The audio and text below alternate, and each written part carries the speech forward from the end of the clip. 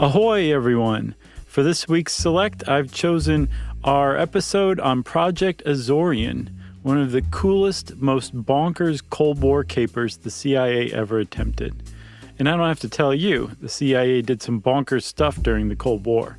So sit back, pull up your favorite volume on naval history, and use it to clench onto while you're driven to thrills by this episode of Stuff You Should Know. Welcome to Stuff You Should Know, a production of iHeartRadio.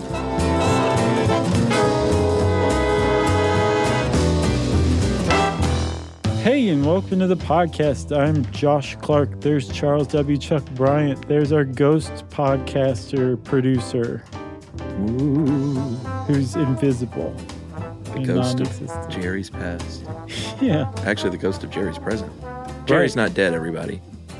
No. That just sounded weird. It did. We're keeping Jerry around. Yes. She's just out this week. Yeah, there you go. So it's just us, Chuck. Just a couple of boys batching it. Just some good old boys. Never meaning no harm. No. Something been in trouble with the law since the day we were born. I don't think there is a something before then, is there? Something been in trouble. Yeah, right? No? I don't know. We'll look it up. You know, it's funny. There's a great, and we might have talked about this years ago, but there's a great website called Atlanta Time Machine where you can go back and look at old pictures of Atlanta and compare them to new pictures and all that stuff.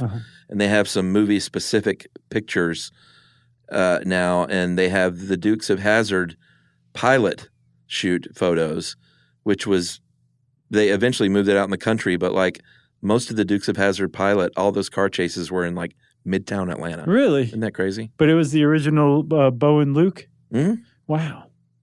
Who sang the theme song? Was it Wauktosh Waylon Jennings? Wasn't he the narrator? It was Waylon Jennings. What was that first thing you said? Wauktosh. What does that mean? That's his nickname. Really? Wauktosh Waylon Jennings. Yeah. I've never heard that. Well, it is. I love Waylon Jennings. Yeah, he's great. Apparently, he and Johnny Cash were roommates. And highwaymen. Way back in the day. Yeah. And both of them were on drugs, but other people didn't know that. So they both used to like be on drugs, but not tell each other about it. Oh, really? And I guess they came out later that they were like, you were on drugs, and so was I. And what? He's like, I used to keep my drugs in the air conditioner. And Johnny Cash was like, that's why the air conditioner never worked. And Waylon Jennings was like, I used to keep mine in the TV. And Johnny Cash's or whoever that's was why like, the TV never worked? Yeah, their TV never worked and their AC never worked because that's where they stashed their drugs without the other one knowing it. Why? What did the drugs do to the TV and the air conditioner? I got them pretty wasted. What a weird start. Yeah, it is a little weird start, especially because what we're talking about has nothing to do with drugs, Johnny Cash, or Waylon Jennings, or air conditioners, or TV, really. No. It has to do with the CIA. Yep. Submarines. Yep. The USSR. Yeah. Cold War. Yep. And Howard Hughes. Yeah. Among other things. And Henry Kissinger. Are you hissing him? Hiss. Interesting. He's still alive, too. Maybe he'll hear this. I've never seen you hiss before. I know. It's kind of threatening. Is it? Yeah. Because I do have like really sharp canines, don't I? Yeah, you should totally hiss more often. I should. And I should sharpen these things. I should file them down. Oh, people do that. I know. Mm-hmm. But surely that has to hurt, right? To file them down? Yeah. No.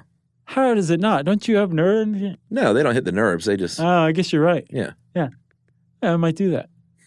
In the meantime, let's talk about something. Well, let's go back to the beginning, okay? Okay. It's 1968. I'm not exactly sure when, because look, the first part of my page ripped. Oh, man. Does it say when in 1968? It does. You want to guess? I feel like I'm holding the keys. May of 1968. Close. March. It was pre-Summer of Love, barely. Oh, yeah. Everybody's just getting started. It was the summer of foreplay. Yeah, everyone's getting lubed up. Right. Gross. So, it is gross. So, March of 1968, in the northwestern Pacific, as far as the United States is concerned, which would be between, say, Hawaii and some far-out islands in Alaska. Yeah, huh? And whatever else is out there. There's not a lot out there. Yeah. Apparently, Hawaii is the most remote island chain in the world. Did you know that? No. There's no island chain that's further away from other land than Hawaii. Even like when you look at a globe, those teeny tiny islands? Uh-huh. From what I understand. All right, I'll buy that. So say Hawaiians, at least. Yeah. Anyway, basically out in the middle of nowhere in the Northwest Pacific, there was a Soviet sub. It was a Golf II, GOLF-2 Soviet submarine. Yeah, they called it the Cabriolet for a little while, but but those were the subs with the rag top. yeah, those didn't work out. This Golf II sub was called the K-129. Surely it had an actual name, right?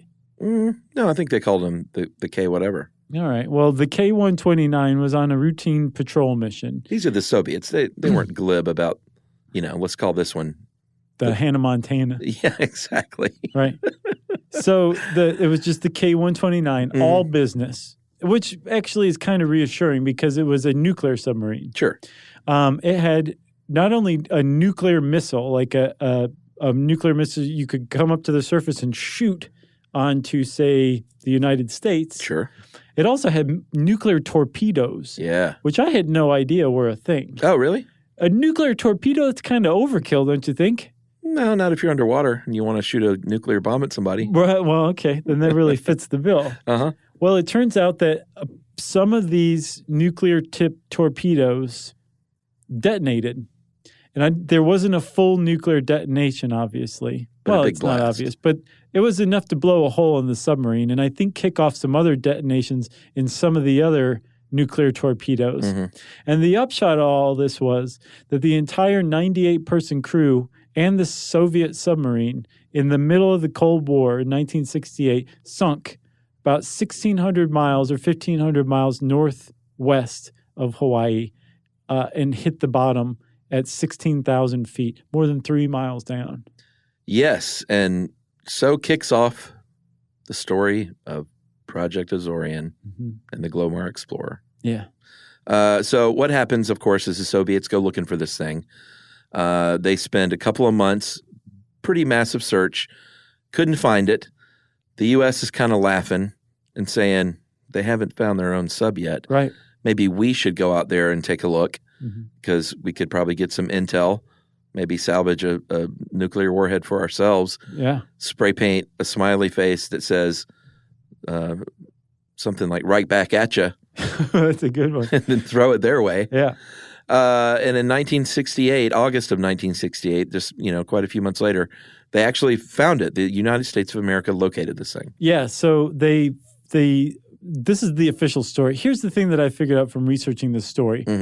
You can also go ahead and assume that all of this is fabricated and that there's actually other stuff that was actually going on. Yeah, this is the story that's been handed to the public. This actually may be the story that covers up an assassination in Brazil or something like that. Who knows? Could be the whole reason this story exists. Because we're talking about a covert operation in the 60s and 70s by the CIA. Okay, so just take everything with a grain of salt. Yes. But the story as it was reported, and as far as the CIA has ever admitted, was that the Air Force and the Navy both had listening devices throughout the Pacific.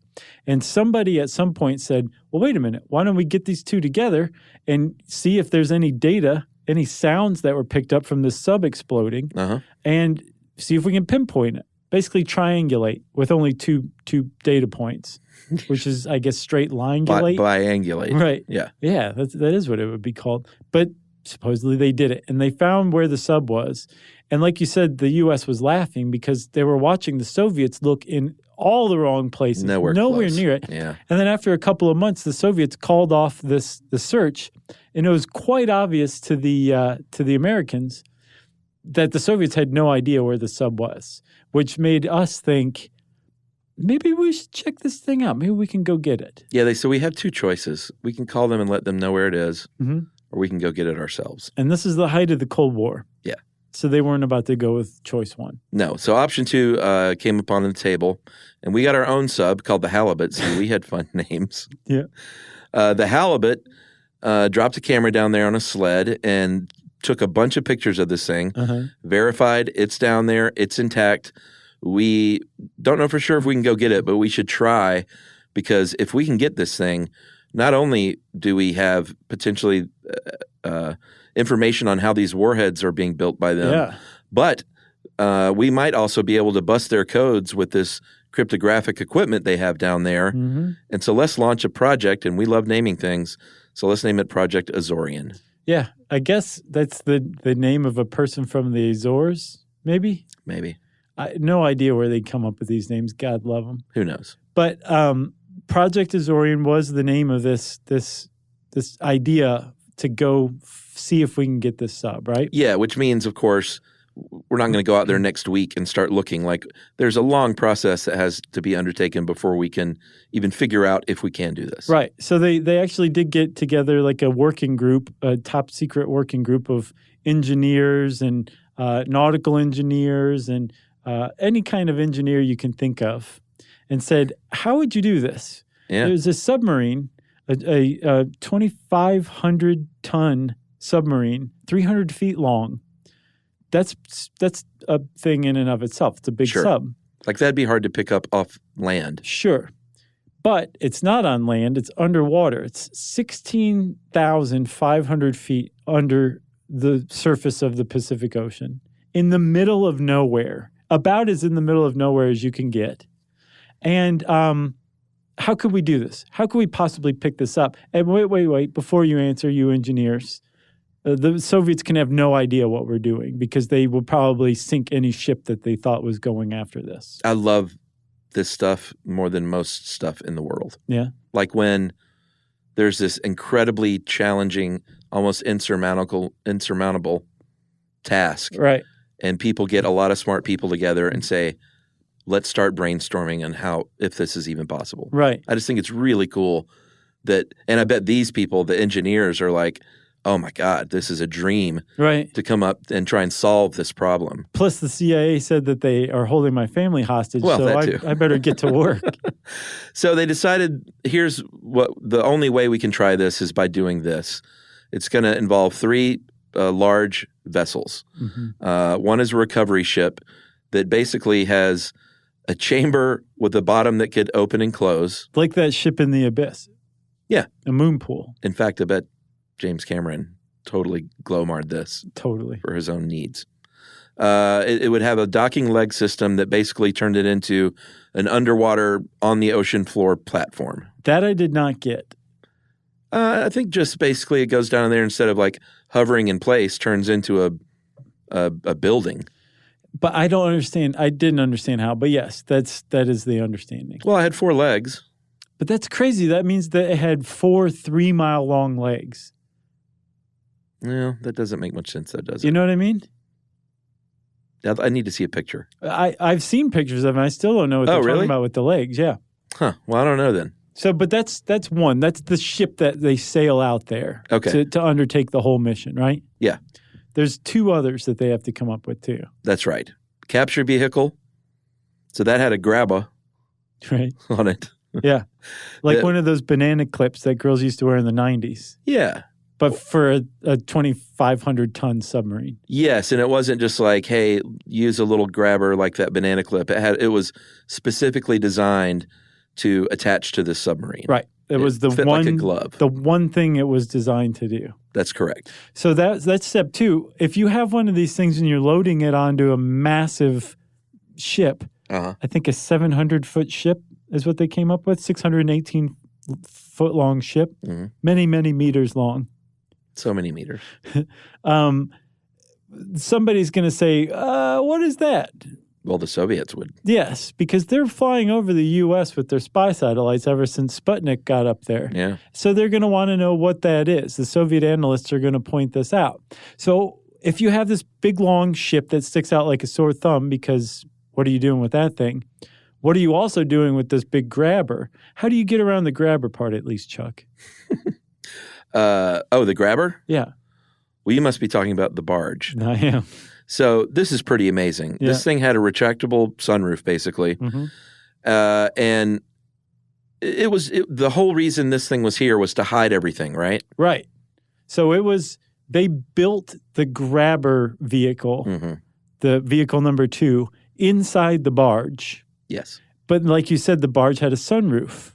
The thing about the barge was it was also designed to be submersible. Mm-hmm. So what they did was they built a barge that they built the grabber inside of, floated the barge out to this huge 618-foot ship number 1, submerged it underneath the ship, opened up the sunroof on the barge, opened up the moon pool on the big ship, and raised the grabber vehicle into the 618-foot ship so that the Soviets never even knew the grabber vehicle existed. They never saw it. It just didn't exist. And they had to build all this stuff from scratch. Right. It wasn't just like they had a grabber laying around that fit a Soviet sub. Precisely. Or this barge that could become invisible by all accounts. And this is what this working group came up with. Like, these are the things you need to do this. Yes. And the CIA said, who can we possibly get? Who in the world? Well, Howard Hughes. Yes, Mr. Howard Hughes, specifically the Summa Corporation, and that was a part of the Hughes Tool Company. And they said, go build this thing at 36,000 tons, 618 feet, like you said. Right. And they called it the Hughes Glomar Explorer because Global Marine was the company that operated it, and that's just an abbreviation of Global Marine. I did not know until a couple days ago. Yeah, it's sort of a disappointing end to what Glomar meant. Yeah. Because it sounds kind of like space agey. It definitely does. Like, wow, look at the healthy glow from radiation exposure on that thing. Glomar. Glomar's got a great glow. And here's the other cool thing, because there would still be a big behemoth ship out there in the ocean, right, in the Pacific, and the Russians would wonder what was going on. So they said, here's the deal. There are it happened to sink in an area of the Pacific where there are a lot of manganese, really valuable manganese nodules underwater. So we'll just concoct this story that said Howard Hughes built this thing. You know how crazy he is. Right. To go out there and try and mine the ocean's depths to get even richer. And people actually bought that. Right. Like the press even bought it. They went to the trouble of saying this is actually a really good cover story because there was manganese deposits in the area. It checked out. There was the idea of deep sea mining was very new. So there was the idea that this would be a good idea, but no one had tried to undertake it yet. So the Soviets couldn't have been like, that's not a deep sea mining ship. No one knew what a deep sea mining ship looked like yet. Yeah, plus it was a very Hughesian thing to do. Exactly. Right? He was extremely wealthy, so he had the kind of money to just undertake deep sea mining and be the first one. But he also operated in strict secrecy, and the press used to watch his operations and projects from the outside and just make guesses about it and create rumors. But it didn't matter because it was all just conjecture and rumors, right? Yeah. So it was a perfect cover story. And then add on to the top that Hughes was already in bed with the U.S. government in a number of ways, but including making spy satellites in highly classified top secret projects. They couldn't have come up with a better person to helm the actual carrying out of this of the project. Should we take a break? Yeah.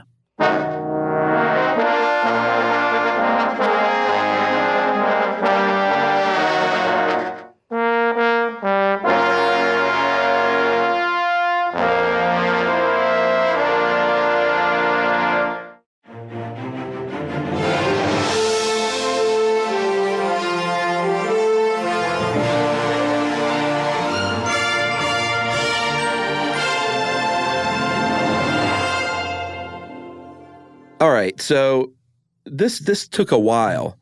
It was like years had passed between the sub sinking and them actually saying, all right, I think we have a plan to do this and we can get this done. And by the time that came around, they said, wait a minute, like, should we go take another look at this thing? Right. Is it still intact? Should we bother? Is this still relevant? Is it an asset? Or is it just some rusty old, hunk of metal at the bottom of the ocean? Yeah, is it basically like a museum thing now? Yeah, so they said, and we're not into Russian museums. No. Let's be honest. Not for this kind of money.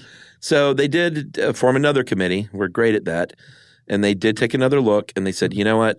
Let's go down there, guys, because even though these missiles, the SSN-5 missiles, are no longer like their big threat. They do have the SSN-8. Maybe we could glean some technology and how these things operate. Right. And there's still that cryptographic equipment down there, which would be a good asset for our intelligence. Right. So they said, okay, we're going to do it. Come on, guys, let's do it. There was another thing, too. There's this great IO9 article on this very project. And the author found some publication of memos about Project Azorian. Yeah. And one of the things was that they were saying, like, yes, it's still worth it intelligence-wise and everything, but more to the point, we're locked in the punch here. Like, the U.S. can't afford to seem wishy-washy to its contractors. That's crazy. So we need to do this regardless. Yeah, that's kind of nutty when you think about it, that the risk of pissing off Howard Hughes, I guess, was too great. Right. And I mean, it sort of makes sense in a way, because if he was a big-time contractor for them, he had to keep that relationship going. But yeah, there's not that many top-secret contractors that you can trust, and you don't want to tick them off, right? Very interesting, though. Are we saying pissed off now? Sure. Is that a thing? I guess so. It made an appearance in the last episode, too. Did I say that? Just now? No. The listener mail guy, Peter. Oh. About vaping. Yeah. Remember he said, I'm pissed off if you can't tell. Well, I'm not sure, but I appreciate you drawing attention to it. Well, I guess we'll find out if Jerry bleeps all this out, or if we get booted out of the 6th grade classes around the world. Yeah, kids, what you should say is ticked off. And you really shouldn't say that. You should say that I'm going to use my words and let you know that what you just said bothered me. Oh, is that what you're supposed to say? Yeah. Okay. Speak like an adult. Is that how adults speak? I say pissed off. Here's the other side note, and this will come into play later, is that there was another memo that said, you know what, there are bodies down there, and according to the Geneva Convention, 1949, there's a proper way that you handle even an quote-unquote enemy's remains, and we're going to abide by that, and we're going to take all the stuff we need to make sure that we can do that in a respectful way, because this will eventually probably come out, and at least maybe that'll be a slight goodwill gesture to the Russians that say, hey, we were very respectful of your dead seamen. Right. So they outfitted the Hughes Glomar Explorer, the HGE, with I think a capacity to handle 100 bodies. Yeah. Which is kind of funny. If you were a sailor or engineer on the Hughes Glomar Explorer, it might have made you a little nervous considering there were 98 sailors on the sub that you were going to get. So they made room for 2 more? 2 more dead guys. Don't think that was by accident either. Yeah. They didn't just round up to a nice even 100 cadaver coolers. I'm sure they're like, 2 people will probably die on this mission. That's right.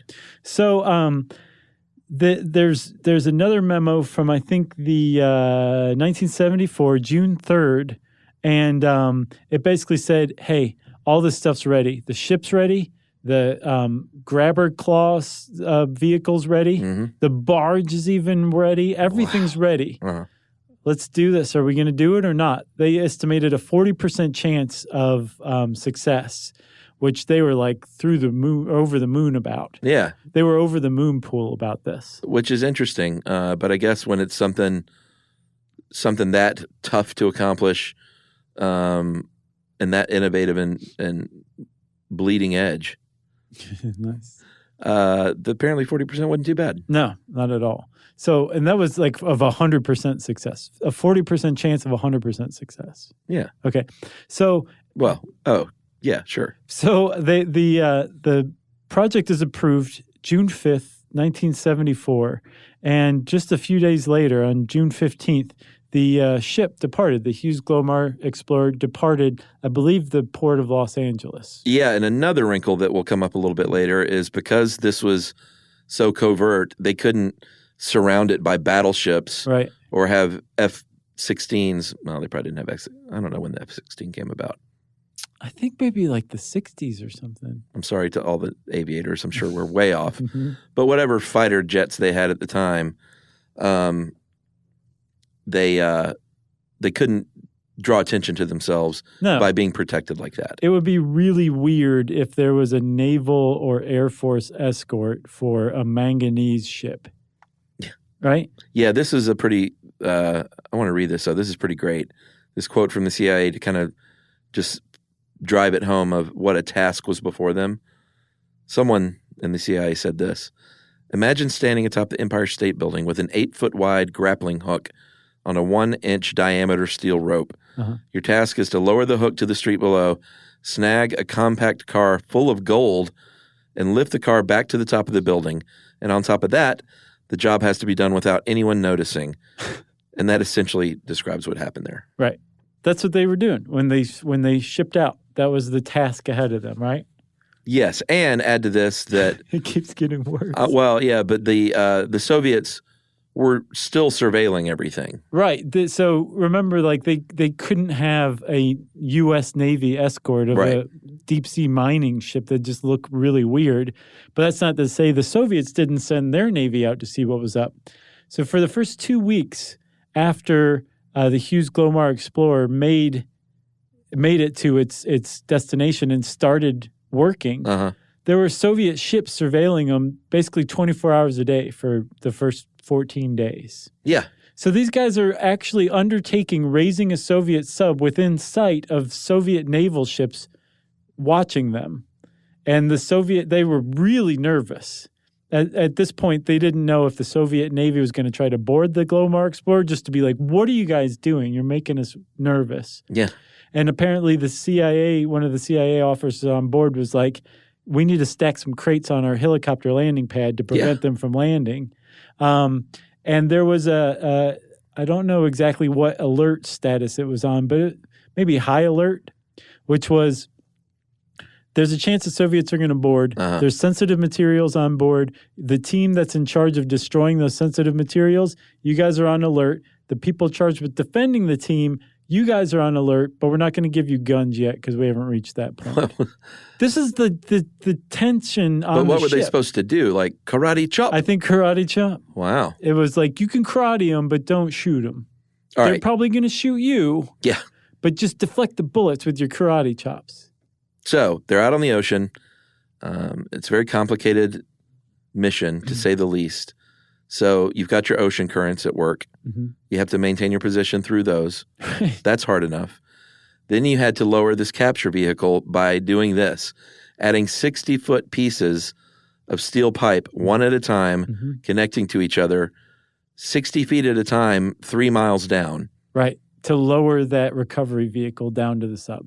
And then when it gets down there, it has to be just in the right position to straddle over that submarine, get that grabber out, right, attach it to the hull, and then reverse that whole process by now towing a freaking submarine. Yep, by taking one 60-foot length pipe off at a time until you're raising the sub like that. You know what I need to see to understand this fully is, remember the beginning of Titanic when James Cameron did that terrible, obvious recreation of what happened to sink the Titanic? It was at the very beginning when Bill Paxton was in modern days and they were out searching for the jewel of the sea. And he says, well, that guy with the beard, you know, the nerd, fat bearded guy that's in every movie to explain what's going on. And he said, here's how the Titanic sunk. And it did the little recreation on the screen and showed exactly how it happened just so everyone would know. That's what I need to see. Oh, of this. I need a chubby bearded guy to explain to me visually that's not me. Or Ellen Page. You want to be in Inception? You want to be Inception? Yeah. No, I know what you mean. The problem is there are so many holes in this story. I need a picture book. But everybody accepts that there's holes in the story because it's a covert CIA operation. That is will probably never fully be explained. Although there have been interviews with people who are on this ship. They could probably tell you. We'll look them up after this. Yeah, and at the very end of that whole process of bringing this thing up, then it's not like they get it up kind of close enough to the ship and they're like, all right, it's 30 feet below us. We'll just glide in from here. Then they had to suck it on board and stow it in the docking well. Successfully. Yes. Like, could you imagine getting it to where it's right below them and then it breaks free? I'd be so nervous. And that's kind of almost what happened. That's close to what happened. So remember, the Soviet Navy is circling them. and they're lowering this claw down to the sub, but also like, we're not doing anything over here, just no guns. Right. So they reach the sub and start doing the submersible claw thing. And at that time, the Soviet Navy toots 3 times. They're like, beep, beep, beep. See you later. Mm-hmm. And they left for good. And so the Glomar Explorer starts raising the sub. They get it. I have no idea how they know they've gotten it, but they've got the sub. I don't know how they directed this thing over the sub. I don't understand either. I'm totally with you. But as far as the story is concerned, the claw got the sub, and they started raising it. Mm-hmm. And they got it over the course of a few days, a mile up. And then all of a sudden... That's an extremely incredible accomplishment. I know. Imagine trying to sleep while this thing is like slowly being pulled 60 up. feet at a time. Yeah, would not. You'd not be able to. But there was an engineer who was on the ship who later recounted in an interview that there was something that felt like about a 10-second long earthquake on the ship. And he said, you knew something bad had happened. Yeah, and this was right after he said, it's going great, everybody. We can't lose now. That first mile's the trickiest. Yeah, so, I mean, I guess, was it an earthquake? No, it was the sub breaking up in the submersible claw. Oh, okay. I thought that caused it to break up. No, he said it felt like an earthquake. That's how big of an energetic release it was. So the sub breaks apart. I guess it had been down there so long that it just wasn't, it wasn't viable as a single solid piece of metal anymore. Here's what I think happened based on some other stuff, like later memos. They said that they needed to redesign the claw so that it wasn't as brittle. Yeah, the banana clip. So that it wasn't as brittle and that it was, so it wasn't as brittle. I think the claw broke up and some of the sub was able to fall out. Some remained it's held into the grabber, but most of the sub, this is a 300-foot sub, about 260 feet of it broke off and fell back a mile down to the ocean floor. So I thought you meant that the grabber should have had, did anybody think to put felt on this grabber? Right. Or rubber tips on the end of the claws? No, they didn't. Oh. I know. So the most of the sub, including all the stuff the CIA was after. Yeah, all the good stuff. The code books, the con tower. They're like, we have the galley. Right. They ate well. Like, I guess that's okay. I love borscht, so it is a silver lining. Yeah, they only got, 10% of this thing? Yeah. So which it was the 4 of the sub. The 4 of the subs stayed in the grabber claw, and they were able to bring it the rest of the way up and salvage it, which included the nuclear torpedoes. Unfortunately for the CIA and everybody aboard, the nuclear torpedoes were, of course, something that had detonated, so they all suffered from some plutonium exposure as well. Yeah, so it was their exposure was consistent with the fact that there was, in fact, nuclear materials, right? Yeah, that they had been exposed to these nuclear torpedoes. They didn't get their hands on the nuclear missile they were after. Right. Basically, none of the prize that they were looking for, they got their hands on. But one thing they did find on their hands all of a sudden were the bodies of 6 Soviet submariners. Yeah. Or submariners. How do you say it? I think submariner. Okay. But we'll get taken to task and told the right way. Well, we said both, so yeah, that's true. You can't get it wrong when you say it both ways. So, like we said, they could hold 100 bodies, so they could certainly hold 6. And then I guess 94 other guys on board worried. I would guess so. And they had copies of Soviet burial manuals, American burial manuals. They had the ceremony. Did you watch the video of this? I did. Well, some of it. They filmed it in color. Uh-huh. And I love how is it you who wrote this part? Yeah. I love how you put it, that bizarre and inexplicably futuristic video. Yeah. It looks weird. It does look like a George Orwellian, transmission from the future. Right. But if the future was in the 1980s and it was being written in the 1920s. Right. And the reason why I put my finger on it finally, it's men wearing matching coveralls and hard hats, disposing of bodies. And the video quality is just weird. Just perfectly weird, yeah. Just go check it out. CIA Project Azorian Burial at Sea, I think, would probably bring it up on YouTube. And eventually this film was turned over to Boris Yeltsin. Somebody still loves you, Boris Yeltsin. In 1992 by CIA Director Robert Gates at that time. Yeah. Should we take another break? Yeah, I think we're going. All right. It's going well. All right, we're going to wrap up this whole mess in just a minute.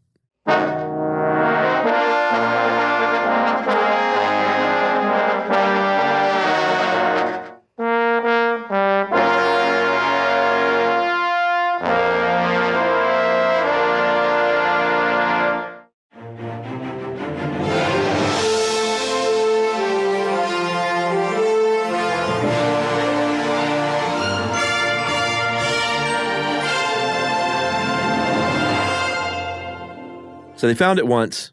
They got part of it. Right. Should they go again? That was the big question, right? And there was a lot of discussion. The CIA, for its part, was like, I don't know if there's anything left of that sub. Like, it's the 70s now. Right. We lucked out that it was intact to begin with after a series of explosions. Yeah. We're pretty sure that the stuff that fell a mile back down to the seafloor probably broke up. Yeah. I'm suspicious of that, but that was the CIA's position. Regardless, Kissinger and the rest of the Nixon administration were like, how can we do this again? The thing is, right around the same time, Nixon resigned, and all of a sudden everybody who'd been high-flying and freewheeling and overthrowing governments and all that were suddenly like, nothing, we're not doing anything. There's no operations going on whatsoever. So the idea of a second project being undertaken was pretty doubtful for a number of reasons. Yeah, and one of the other big reasons was that this whole cryptographic equipment and the codes probably weren't even relevant by that point. Yeah. And so they didn't think, I mean, they were basically like, there's so little upside to this at this point. The Kissinger, I think he even finally relented, right? Yeah, I think so. Said it's not worth it. What I found was interesting was that a later interview by an admiral said, even if you found the code books and you found the communications equipment and figured out the arrangement of like the burst transmitters and circuits and all that stuff, all you'd be able to do is break the codes for a 24-hour period. Yeah. But that would have been the case no matter if they got in the whole sub or not. That's true. At any point. So and it was already years later when they first went down. Right. So I guess you probably it'd still be a pretty big treasure trove intelligence-wise to just get a one-day snapshot of Soviet submarine operations.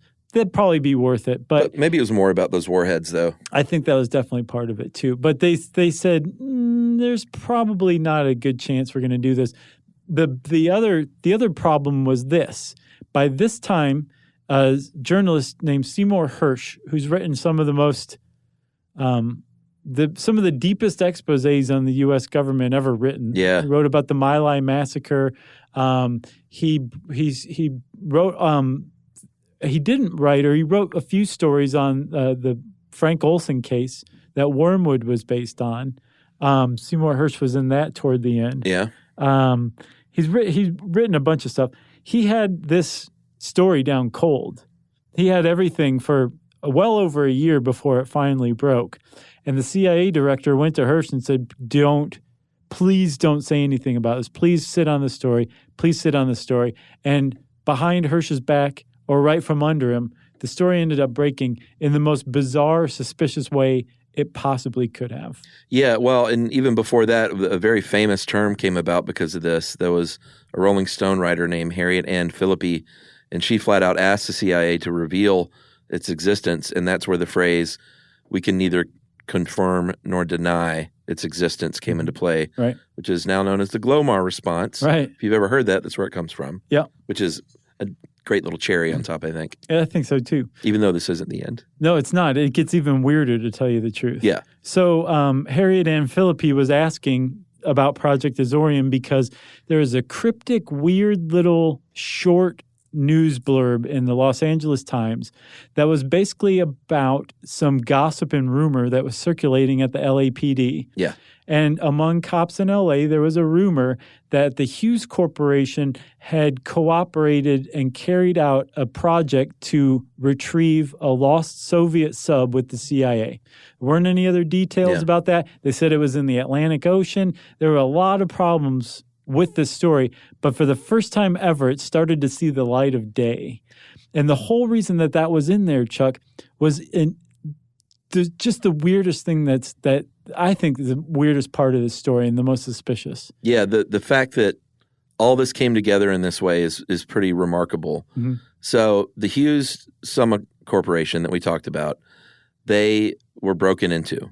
Their HQ was broken into in Los Angeles. Mm-hmm. They got cash. They got boxes of documents, including a memo describing this secret project to the CIA. And no one knew for sure whether or not they had this document or not. Right, the thieves. Yes, until a few months later, there was this, I guess, sort of deep throat intermediary person mm-hmm. that called up and said, hey, we have possession of a lot of these stolen papers. They didn't say we have the CIA document about Project Azorian, but they say we've got boxes full of stuff. We got binders full of women. Right. And we'll take $500,000 to return this to you. Right. And so there's a couple of points that need to be mentioned. This is the fourth or fifth break-in of a Hughes office in like the last 4 or 5 months. Yeah. And what they think they think the Vegas mob and the St. Louis mob was involved, but they don't know who they were working for. Were they working for the government? Were they working for Howard Hughes? Who are they working for? But they were very clearly after some specific papers. They think what they were after was definitive evidence that Howard Hughes owned a number of high-level politicians in the United States, and that they actually found it. There was a Senate report that was repressed at the last minute. So they do think that they found evidence of just high corruption, but that they didn't know that they had this CIA document in their possession until the CIA accidentally tipped them off. Yeah, so the CIA tells the FBI about this police report that the LA cops supposedly have. Right. And that it's being offered up for sale and for money, and it might have this Project Azorian information. The FBI then tells the LA police about this because they didn't know about this memo. They just knew that they had this box full. They were being offered to exchange this box full of documents for a lot of cash. They didn't know what was inside of it. Apparently, the people who had it didn't know what was inside of it. So the LA police told this dude who tried to broker the deal, and the CIA. That's how the CIA found out about it, right? I think the CIA was surveilling the LAPD, probably as a matter of course, and found out about the LAPD being contacted. Right. Like you said, the CIA contacts the FBI contacts the LAPD, and the LAPD says to the intermediary, hey, do you happen to have a document that shows the Hughes Corporation trying to retrieve a Soviet sub for the CIA? Just thumb through the boxes and let me know if you see the word Azorian. And the intermediary says, BRB. Yes. And the next thing you know, the LA Times is starting to report on it. Yeah, February 7th, 1975, LA Times article, U.S. reported after Rus sub, short for Russian. Sure. I guess they wanted that big font.